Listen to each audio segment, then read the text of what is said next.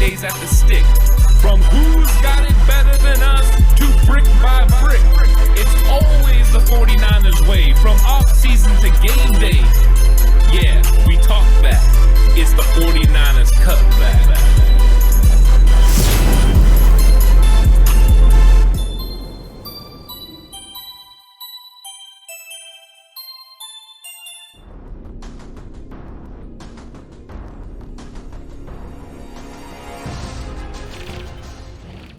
It's 49ers Cutback Podcast time. Welcome to the 49ers vs. Cowboys Wild Card Playoff Recap Show.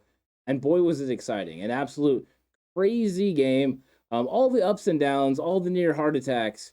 And the 49ers walk away with a big victory over a huge rival. And now get to meet another huge rival on Saturday. I mean, it's nothing but huge rivals, right, throughout this playoff run if the Niners are able to continue down this path. Especially if Rams or Cardinals are waiting for them after that. Oh, very, very accurate, Ant. And even if it's not, if you got rivalry in terms of mentor versus apprentice and Tom Brady versus Jimmy Garoppolo, but you got to get past Green Bay first. Before we get there, let's talk about what we had to do to get to Lambeau Field and get to Green Bay, which was beat the Cowboys at AT&T Stadium, which is absolutely huge for the 49ers. And they took care of business early in this game. It felt like the 49ers had complete control very early on, running the ball effectively, play action pass, working, moving the ball. It felt like effortlessly down the field. Opening drive looked like so many of the pass. The Niners basically, made their way down very easily. And I remember my dad looked over at me and was like, "Hey, man, how many times have we seen that this year?" And I was like, "Actually, more times than you think." And I started listing off games was all. But there's one common theme in all of those games. The Niners have moved effortlessly down the field and then stalled after that. So I was like, I'm a little concerned here. We'll see how the rest of the drive goes.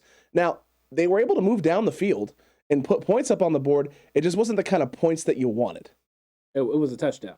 It's exactly the points you want. Alex, you got a sweep to the outside by Elijah Mitchell for a touchdown. Yes. And that's what you're looking for. I'm talking about everything after that. Oh, after that, maybe not. But in that drive and that the opening drive was phenomenal. It was perfect. And it's one of those things where this offense really got clicking. And they had, I think it was 4 straight plays that were plus 10. In the yards department. I mean, that's Kyle Shanahan scheming this up in a big way. That's him being prepared for what Dallas was going to do. That's his understanding of what Dan Quinn does on the defensive side of the ball. He took advantage of the personnel groupings that we had. We talked about this during the week. Micah Parsons against the run is not as dynamic as he is against the pass. So establishing the run game early on was going to make those guys have to play both areas. And because of that, Jimmy Garoppolo wasn't sacked in this football game. And I think that's a big stat. This 49ers offensive line held up, and they really executed in the run game. You've seen dynamic runs. I mean, there was no secret that the 49ers were running at them sometimes, and still there was a big gashing hole at times. Elijah Mitchell is that guy. He's legit running back in this league. He's going to be doing these things for years to come. But I thought overall Kyle Shanahan came out with a big game plan. I did like some of his decisions, taking the field goal and taking points instead of going forward on 4th down. Yeah, we would love for that drive not to stall. But it did, and sometimes you have to take those chances, you take those points, and he did what was necessary. I thought he managed the game at a high level. You're right, the offense didn't do the things that you wanted it to do. You saw opportunities where the 49ers could have definitely pulled away from this game early on. Those are things you're going to have to do as you move on in the playoffs. But I think we saw this a little bit from the 49ers against Minnesota when they played them in 2019, where it was kind of a feeling out process, where the 49ers started strong, got an early touchdown to Kendrick Bourne, and then the game settled in. So I think this was a similar, game plan. The only difference was I thought the 49ers defense against the Cowboys was actually a better performance than it was against that Vikings team because of how good the Cowboys offense is.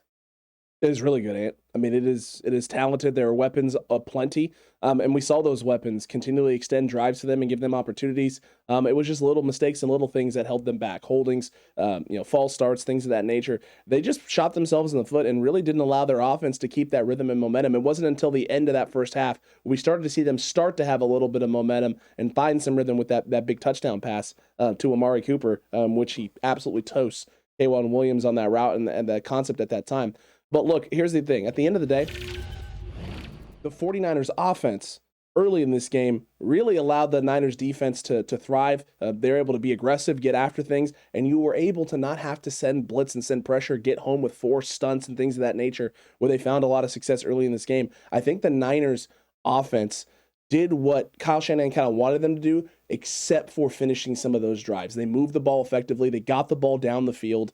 You just wanted more of those drives to get into the red zone and then finish with touchdowns rather than settling for 50, 40-yard field goals. Yeah, I think you want those to be finished in touchdowns. In a perfect world, you want every single drive to end in a touchdown. Like the Bills? Yeah. But when you're in the playoffs, a lot of times that doesn't happen. But what you have to do is take advantage of the things that you do have going your way. And one of those was in using the clock. They had a huge, advantage in time of possession, and the 49ers used that in the first half, and I think that benefited them in the second half. Because when you had injuries, to the defensive line, you were able to overcome a smaller rotation because you had been so, had spent so much time on the sidelines, and you were so rested.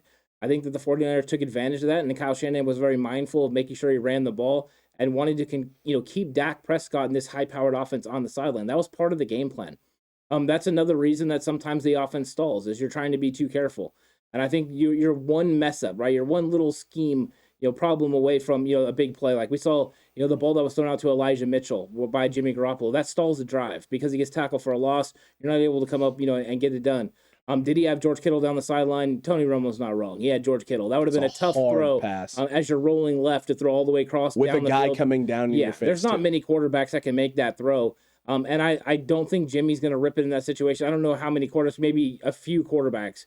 Patrick Mahomes, Aaron Rodgers are about the only two. Tom Brady's not making that throw either.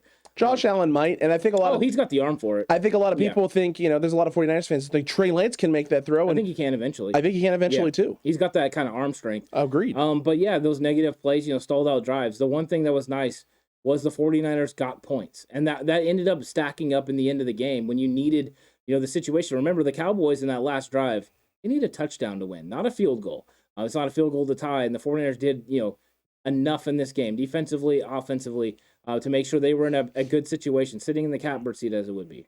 Agreed with you there, Ant. I think they did enough as well. And listen, I think part of the reason you were able to do enough is you had guys winning across the board. You won in the run game. You won enough in the pass game. And like you said, the time of possession ends up being huge for the 49ers because they, 34 minutes to the 26 for the Cowboys? So you outpace them there by a good 8 minutes. That's half of a quarter. That's half of a quarter of football in which they didn't touch the ball. And that ends up being some of the difference because the Cowboys may have run more plays, but they didn't run more plays with more success. They finished with 14 penalties, 4.4 yards per play to the 49ers, almost 5.5. And the turnover battle is even. And the Niners have shown when the turnover battle is even or in their favor, they tend to come out and win the football game. And they did it yet again on the road against a very, very talented Cowboys team on both sides of the football. And look, my key matchup was Brandon Ayuk against Mr. Tavon Diggs offensively.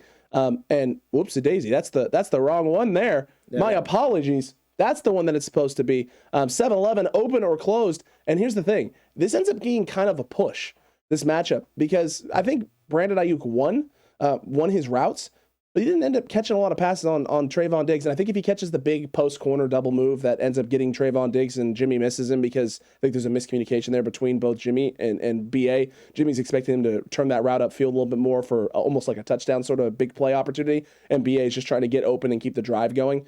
I think if you make that catch there in that situation and complete that pass, then you're talking about a different scenario in which BA is, again, another one of the unsung heroes for the 49ers. Yeah. But again, I think it feels like another kind of quiet, successful day for Brandon Ayuk, in which, he has some success. He does some things. He comes up with some big catches. He leads the 49ers again with receptions and receiving yards, 5 catches for 66 yards. But that play would have put it over the top for him and this 49ers team. And the Niners probably end up rolling if that ends up being completed. But I think Brandon Ayuk won his routes versus Trayvon Diggs. He won enough. 5 catches for 66 yards is big time in this game, which the Niners' run game basically dominated for what felt like all 4 quarters. Yeah, I'm actually surprised you didn't give him just an outright win. I think he won the matchup. The thing is he's not in control of that play. True. Jimmy Garoppolo throws the ball over the top. Do I think he was supposed to run a post corner and that he flattened it out? Yeah, I do. But I expect Jimmy to get him the ball underneath. He's got to be able to read, Brandon's body language a little bit better. They need to have better chemistry. And Jimmy's been known to actually throw it underneath, and let that guy come back to the football when they're that wide open. True. He's being a little fine with it. But, that's what happens in these games. But I thought he took advantage of Trayvon Diggs. I thought he took advantage of him in the blocking area as well. So I would 100% give him that matchup. And against Micah Parsons as well a couple times. Oh, yeah. He took advantage of him on the edge with a little crackback blocks. Those are nice. They'll seal the edge. And that feeds right into my key matchup, because my key matchup was this 49ers run game against Dallas's front seven. And the 49ers run game got it done. You had 169 yards rushing. Deebo Samuel, Elijah Mitchell were the catalyst getting it done. And at explosive plays, whether it was Elijah Mitchell, having these chunk runs, he had one he almost broke. He got real so close. And then you had, the Deebo Samuel big run on the sweep to the outside, the patience, the vision to be able to run behind his offensive line, cut back, to the middle of the field and then back outside. That is not a normal wide receiver right there. That is a special player. We can't put him in a category with anyone else. He plays receiver really well. He plays running back really well. There's not many players in this league that you can look at them and say, he might be the best at both positions on his entire roster. That's just a crazy fact. Deebo Samuel was huge for them once again, and this offense dominated in the run game, dominated the time of possession, which we've talked about before. Yes, it wasn't always the big chunk play. Sometimes they only got one, sometimes they got two, but it opened things up. Later in the game, you had the big throw to George Kittle over the middle, and the reason that happens is because Parsons is biting on the run fake. All those things are established. Sometimes the run game doesn't have to, benefit you huge. It just has to keep the defense honest. Or in this fact, overreact. And they did overreact, and they were able to get the ball down the field. So I thought the run game did its job. It helped the 49ers, not only their offense, but their defense. And that's a big factor in them coming away with a victory and holding Dallas to 17. Agreed with you there, Ant. I can't not agree with you. It's 100% accurate. What a performance by the 49ers offense. Listen, I know it wasn't necessarily the second half performance that everyone wanted. Second half wasn't very good, no. But they did enough in the second half, and that's all you can ask for. But we got some people we need to credit for that offensive performance, and we got to give out some straight beast offensive players of the game. Let's get to it.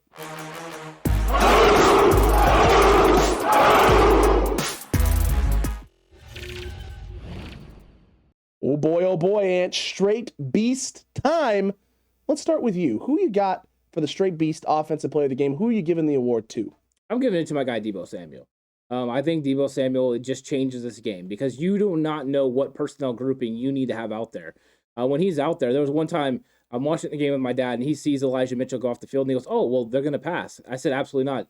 I said, Kyle Juszczyk's on the field, Deebo Samuel's on the field, which means this could be a run set too. And at one point he said, wow, the Cowboys should be in dime. And I said, they can't. They got to stay in nickel because if they go to dime, Deebo Samuel's going to absolutely rip a huge run on them. So what he does is he doesn't allow defenses to do what they want. And in this case, Deebo Samuel got it done again, whether it was running or catching, pivotal plays. He's just a dynamic player, and he's going to be a big reason for everything that happens in the playoffs. What happens in Green Bay is going to weigh heavily on what Deebo Samuel can handle on his shoulders. He's going to have to carry some of this offensive load. They know that. But at some point, right, you figure a team has got to try to take Deebo away. So far, they haven't been able to do it. Let's see if the Green Bay Packers can do it. And if they do take it, at what cost? Will that mean Brandon Ayuk or George Kittle get it going in a big way? We'll see. But for this week, yeah, my straight beast is Deebo Samuel. I like it. I don't think you can give it to anyone else on the offense. I really don't. I like it. But I'm going to. Ooh. You said you can't. I'm going to give it to Kyle Shanahan. Ooh, because nice. Kyle Shanahan is putting Deebo in a lot of those positions as well. And like you talked about, Ant, is understanding how hard it is for teams to I try. Yeah. How hard it is for teams to just really try and, keep the personnel groupings you want, be able to account for all the things that Deebo can do, as well as what your personnel groupings can do when you have Kyle Juszczyk and just Deebo on the field. What you just talked about. I remember that exact situation because Megan saw Elijah Mitchell coming off the field and said, so they're throwing here. They're gonna go empty. And I was like, probably a run. She was like, well, Deebo? I was like, Deebo running back. Probably run. I mean, you can't discount it. Until you see Deebo Samuel motion out of the backfield when he's the only guy back there, you have to assume that he's getting a handoff and he's going to be running the football. And it puts so much stress on the defense. I also want to tip my hat to Kyle Shanahan because I kept watching the Dallas Cowboys, stack the box. Run game felt like it wasn't really doing a whole lot. And I was like, they're going to have to throw the football. And I was like, no. And he was like, what do you mean? And I was like, they're just going to go back to the counter. They're just going to go to the misdirection. The Cowboys are stacking the box and flowing hard. I was like, watch. One of the first couple runs out of the second half, they're going to come out and just run counter and go gap scheme and just take advantage of them being over-aggressive. And they did. And it was a huge chunk run. And I was like, now the run game's going. I was like, yeah. I mean, Kyle knows. He feels what teams are doing. He feels the adjustments being made, and then he reacts accordingly. But he makes teams prove it, right? You have success loading up and being aggressive one time, one or two times on a drive. Kyle doesn't necessarily think, hey, that they've proven they can stop the run. It's okay, they had some success. Let's dial up something else. Let's change up the blocking scheme. Let's see you can do it again. He doesn't just go away from things to go away from things. He makes teams prove it. I love that today. And the last play call, the reverse to Deebo Samuel, was absolutely huge. Right call, right moment. Being aggressive while also not necessarily putting your team in a bad spot by throwing the football down the football field. A lot of people are upset about the last quarterback sneak call. I get it. I understand the frustration with him being a little too fancy. In that situation, though, he's putting faith and onus that his guys are going to execute and do the things they're supposed to do. Jimmy gets a little anxious, gets a little excited, goes a little too quick, and you end up having to give the ball back to the Cowboys, and your defense has to get the stop. But Kyle called the right play. Quarterback sneak is what he needed to call in that situation. He called the right play. He just went a little bit about a different path in order to get to it. Yeah. I think he'll learn from that. I think the team will learn from that. I think every experience the Niners have had up to this point has made them a better football team. I think this one also makes them a better football team as well. And look, I think Kyle has a pulse on this team, what they can do, what they can't do, their strengths, their weaknesses, and how to get the most out of them. And we just saw it again this weekend, this Sunday. Yeah, I think it's a misconception sometimes that everyone being in the box is a bad thing. You've seen me, coach. You know this. Don't threaten me with a good time. You want to bring 11 guys in the box? That means if 10 guys make blocks, it's 1-on-1 with a safety and a touchdown, possibly. So I think Kyle Shanahan sometimes has that attitude. It's like, okay, and this is what we talked about in our game plan video. It's like Dan Quinn's going to know what Kyle Shanahan can do, and Kyle can outthink it, or Kyle can be like, you know what? He knows what I'm going to do, but he can't stop it. And that's the difference. That's the attitude. That's the bully ball mentality. You have to have that bully ball mentality. And one of the things is it's your will. And that's one of the things they've done with this offensive line, they've done with this team. And that's what travels well in the playoffs. So we'll see how it goes. But that was a good choice by Kyle Shanahan. And I think you're right. Kyle Shanahan, he did a lot of things. He turned a lot of the right knobs and got these, this team in the right situations to win. And ultimately they got it done. He trusted his defense. He trusted his special teams to get it done when they had to do it. And they did just enough. It wasn't a perfect game by any means. But this wasn't a game that, a perfect game, the Niners would have blown out the Dallas Cowboys. Correct. This was not a perfect game, but it does set it up for maybe a perfect game coming against Green Bay. That's what you're always reaching for. You're always wanting that one moment, and you're trying to build for it. And all you need to do is play better than you played the week before, and you feel like it gives you a chance to win in these games. So that's exactly what they're going for. It's a good choice on your Street Beast. Hey, I appreciate that, Ed. But let's talk about the defense now, because the offense was up and down. It was a great start.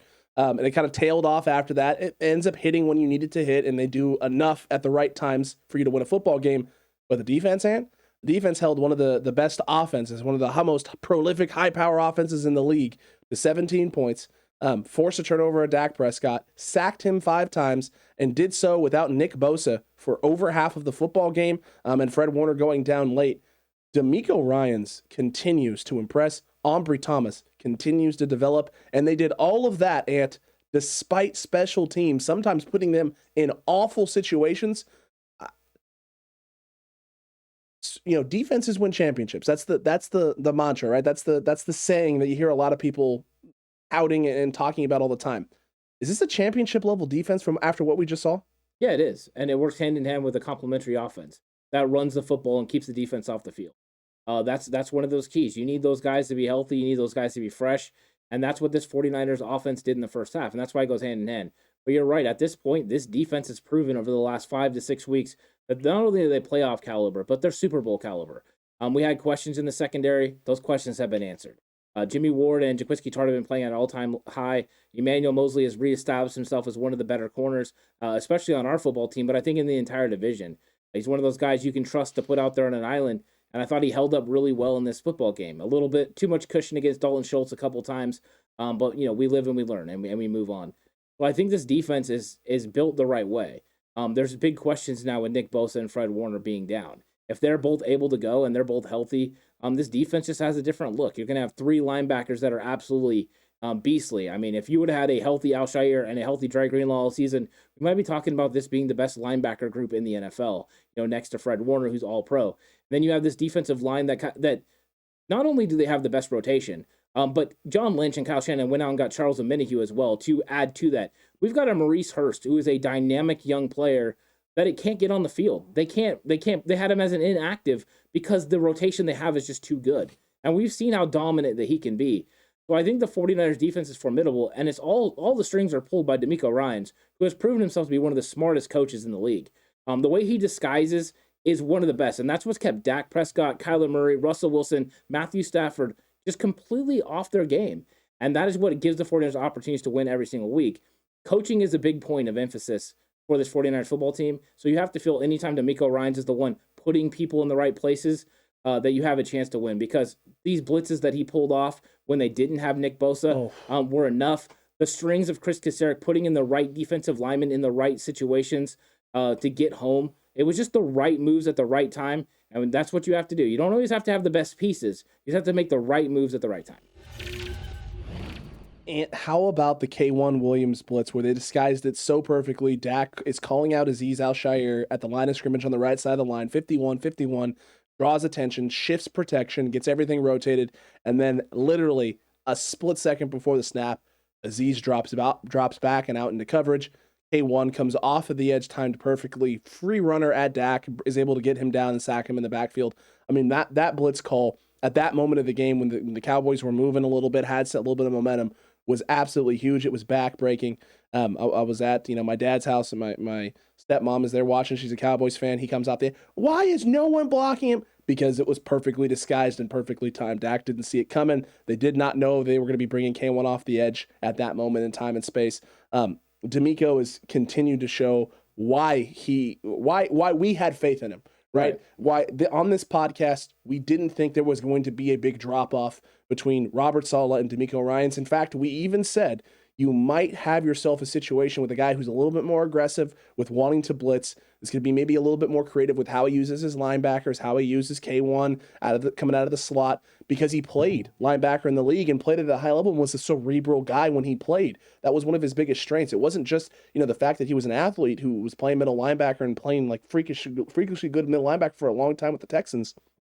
It was the fact that he was so smart. He was cerebral around it. He understood the game top to bottom, and it's demonstrated, it's shown. The development of Azeez Al-Shaair, you have to give some of that credit to DeMeco Ryans, who was the guy working with him for most of those years. He should get almost all the credit. The only credit he doesn't deserve is the one that you give for Azeez for putting in the time to get better. That's it. That's the only thing. It has been absolutely great to watch. Wonderful to watch this linebacking crew develop. Wonderful to watch his implementation and usage of Jimmy Ward and Jaquiski Tartt almost in tandem. Like they said, that yin-yang combination where they just play off each other in such a perfect way and in such a great way in the run game. Yeah. And we saw it today. Ezekiel Elliott, 31 yards, 33 yards, whatever it was, on 12 carries. 31 on 12, yeah. 31 on 12. And we said this, right? What did we say? We said if the Niners have success with 7 in the box, that the Cowboys will kind of abandon it. They'll go away from it. And they did. They didn't get Zeke a lot of touches, even though there was a couple times where he started to feel like he was getting going a little bit. It didn't consistently go to him. They didn't even try and get Tony Pollard the ball out of the backfield, which stunned me. I figured you have a dynamic athlete who's fast, he's speedy. Last year when the Niners and Cowboys played, Tony Pollard was a backbreaker at times in that football game. They didn't even try and get him the ball out of the backfield. It was a situation where they really just didn't have any faith or trust in that run game. I don't think they wanted to try and establish the run. This was one of those games where the run was just there. It was there to try and keep the Niners defense honest.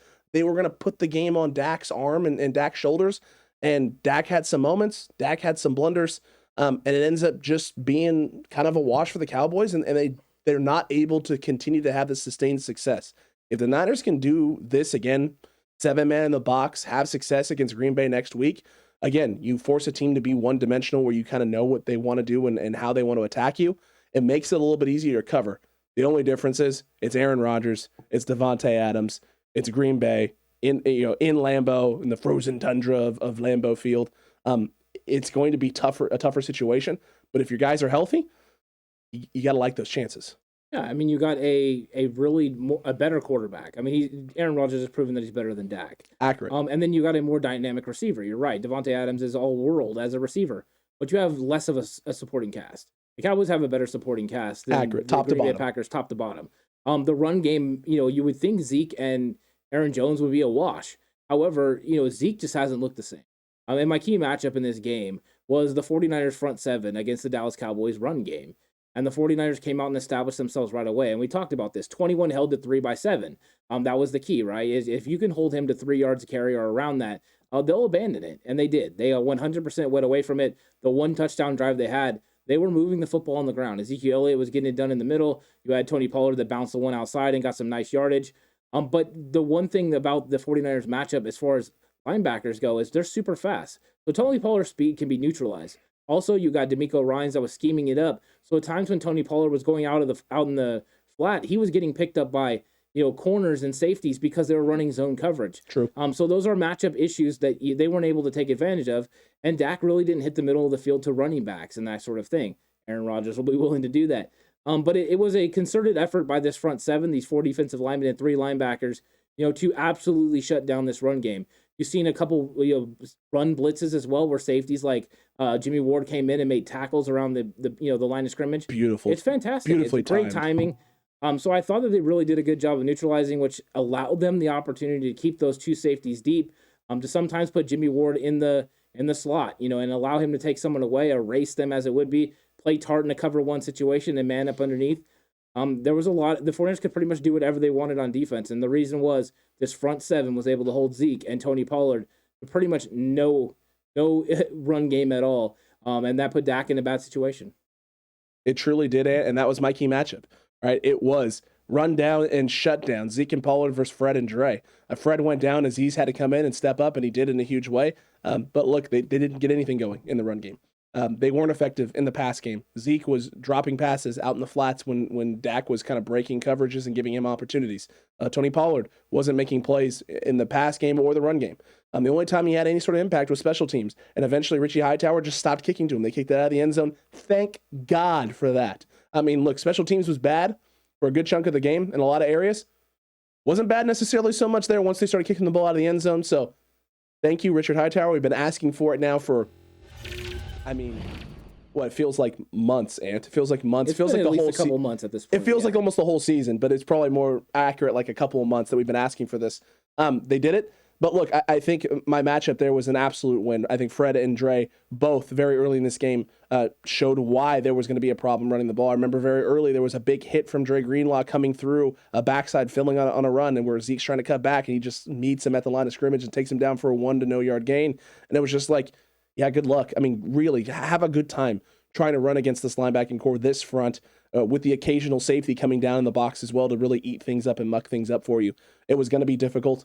It ended up being extremely difficult, and I think it ends up being one of the biggest factors for why the Cowboys offense wasn't able to have sustained success. You weren't really able to get a lot of play action stuff going, get Dak out of the pocket, and linebackers sucked up towards the line of scrimmage because they really weren't that worried about the run game. Yeah, I mean, some of the reason that they're going to struggle in the pass game as well, these running backs, the fact that these linebackers hit so hard. I mean, you got to worry about somebody coming in and hitting you as soon as you get the ball. And I thought that that's what was going on in this game. I mean, Dre Greenlaw's created a narrative about who he is and the physicality that he's going to bring. And Azeez is one of those guys that flies around again. And then Fred is just doing Fred things. Accurate. So this linebacker core is a deterrent. It's a deterrent against the run game. You put the fact that this defensive line at any moment can split a double team and eat you as soon as you get the ball. It's like Pac-Man out there. I mean, they're getting them in a big way. They're just eating all kinds of blocks up and then making plays. I think this 49ers run game is solid, and it's a reason why I believe they have an opportunity to beat the Green Bay Packers. Because even Aaron Rodgers, if you can make him one-dimensional, that means you can scheme it up to put yourself in a situation to be successful, and you're one big sack away from putting him in a situation where you're tackling underneath, rallying to make tackles, and not allowing him to get to the sticks. Anytime it's double sticks, which means beyond 10 yards, you're in a good situation and get off the field, especially on third down. And you don't have the same supporting cast like you talked about, and you don't have the same weapons. You don't have the same pieces. Aaron Rodgers is an MVP. I mean, we've seen that time and time great, again. Yeah. He's absolutely wonderful, but teams are built of teams. It's about 11 guys being able to execute and do the things you need them to do. And the 49ers defense right now, all 11 guys are playing at a level that we didn't see last year in 2020. A lot of that was due to injury. So hopefully we get all of our pieces back healthy. Bosa's back in the fold. Fred's back in the fold. And if you have that, it's going to be very, very hard for the Cowboys, but the Packers to have success. It would be hard for the Cowboys, especially since they're at home, not in the playoffs anymore. Yeah. I mean, that is extremely accurate, Ant. It is. Yeah. So look, at the defense, once again, you tip your hat to D'Amico Ryans, an A+ effort from this team, A+ execution. You hold this team to 17 points, under 80 yards rushing on the day between the 4 different guys they had. They got some stuff going in the pass game. Good for them. Too little, too late. Wasn't enough. The 49ers get a big W, Ant.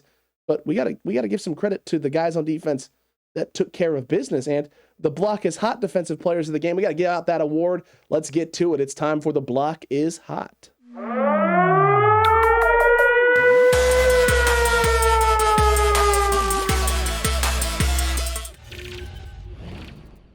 The Block is Hot. Oh, it is. Defensive Player of the Week. Alex, curious who you're going with. There's lots of options. Defense played well. Who's your guy? I'm going to go with the guy, Ant, who made the play that was needed. Play that was needed at the right time. Did enough for the 49ers to put enough points on the board for them to get the W. And that's K1 Williams. K1, the Shark Williams, Ant, did what he needed to do in the second half of this game. The big break on the ball, the big pick, pressure coming in Dak's face. Look, we were getting after Dak. We were sacking him. We were hitting him. He was throwing some errant passes. We weren't coming away with the turnovers, and he got the one we needed at the right time in Cowboys territory that ends up with a Deebo Samuel touching the football and scoring big on the very next play. Huge play by K1 Williams at the right time when the Niners needed it. Really gave the Niners the cushion that you thought maybe the Niners are now about to run away with this football game. Yeah, great choice. I mean, K1 Williams, he got beat early by Amari Cooper, but, he responded in a big way. He went out there and made an interception. He had very tight coverage on the play. Jordan Willis gets in there and forces a little bit of an errant throw from Dak Prescott, and bingo, bango. You got yourself an interception, and you're right, a huge play later, Deebo Samuel with a huge run, and it flips the momentum again back in the 49ers' favor. It was a huge play in the game, and so he's definitely, one of those guys that deserves the honor and distinction of this award.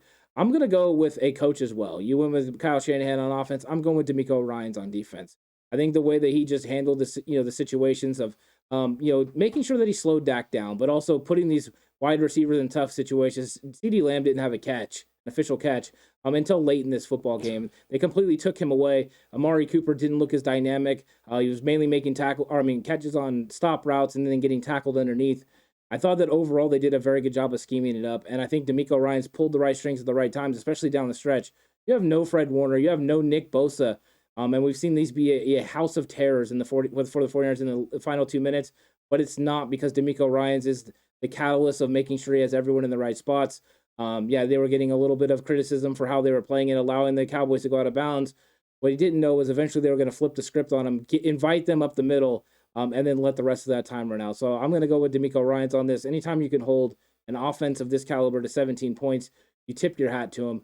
But this has been a honor that he deserves for the last 6 to 8 weeks as this defensive run game has gotten better. This defense has gotten better overall. And it makes you optimistic about their chances against Aaron Rodgers. You're not going to be able to stop Aaron Rodgers. If you can slow him down enough, as long as you score one more point than them, you win.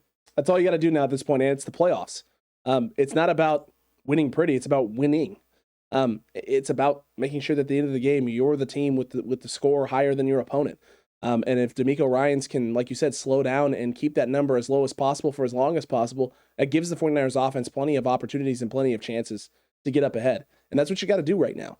It's all about coming out with a W at this point. It isn't about winning by 30. It isn't about winning by 10. It isn't about winning by 20. It isn't about winning by 3. It's about just winning. However you got to do it. And luckily for the Niners, that's been the mantra for this basically since week 8, week 9. Whatever it takes, that's what you got to do. The Niners have been playing with this mindset since midway point of the season, and they've been playing better football since that time. They were 8-3 basically since week 8. They've been one of the better teams in the league in terms of just execution and coming out with wins. So look, I'm excited to see what happens. The way DeMeco Ryans is scheming it up and coaching it up right now with this team, the way this defense is executing, you feel like you can beat anybody. And the Niners have shown they can hang with everybody. They've hung with Tennessee. They hung with Green Bay early in the season when you weren't necessarily playing great football, right? You beat the Rams twice. You hung in with the Arizona Cardinals when they were one of the hotter teams in the NFL. This team can play with anyone in this league right now. It doesn't matter conference, division, what pieces you have, how many great weapons you have, your quarterback behind center. This team can play with you. It's just about executing now and doing enough to come out with a win. Yeah, and I mean, this game was a tale of two things. One, Dallas Cowboys, when they forced 2 turnovers, they were undefeated 12-0. And the 49ers, when they, don't lose the turnover battle, they were 8-1. So it was kind of where the rubber meets the road in this situation. And the 49ers, kept it even. And we talked about this early in the week. If the 49ers even come out even, because a lot of people say, no, they have to win the turnover battle. Even if they come out even, they can win a football game against a team like this. Against the Green Bay Packers, that would be making it a little bit more difficult.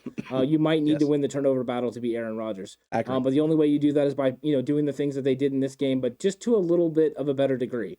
Run the football at a higher rate, play even better defense, and then force turnovers. If you do that and you win the time of possession, you afford yourself a chance to win. So I'm excited about the key matchups that are going to come up from this Green Bay game. And just like the Cowboys win, it wasn't going to be easy. They're a tough team, and they brought it all, and they gave the 49ers everything they can handle. The key is you just want to be the one that's left standing. And we'll see what happens against Green Bay. I think there's going to be some shocking moments all week because we're going to get injury updates and all kinds of things are going to be coming out. So we'll see what happens, but this is going to be a fun week, Alex. Week 2 of playoff content on the 49ers Cutback. Man, season 2, going into week 2 of the playoffs, the divisional round. We're all wanting this team to get to the NFC Championship game, but it goes through Lambeau Field at this point in time. Can the Niners get it done? Stick tuned all week to this channel. We got content coming at you daily, news updates, injury updates, taking a look at what's going on with the Niners, with this team, with this roster, leading all up, I don't know if we've officially decided yet what it's going to be, but it's looking like Super Friday Frenzy is what it's looking like. It could be Super Friday Frenzy. It'll either be Super Friday Frenzy or we'll move some of the content to Thursday. We'll see. We'll see. It's going to be a jam-packed end of the week. So be on the lookout for that. Wednesday, Thursday, Friday, content is going to amp up in a big way. So if you want 49ers content, if this is your first time here, jump back over and check it out because there's going to be a lot of cool stuff all week. All week long, we got all the content you'll ever need right here on the 49ers Cutback. Become the newest member of the Cutback crew today and hit that subscribe button. Hit that like button as well. It helps this video. It pumps it out to the faithful so they know this content exists. They can come get high, in-depth, quality recaps. They can have a lot of fun as well over on Patreon if they choose to with Big Yikes, and which you've already shown me a couple of the yikes that we're going to be covering. Oh me, oh my. Big Yikes this week over on Patreon is going to be a good time. You don't want to miss it.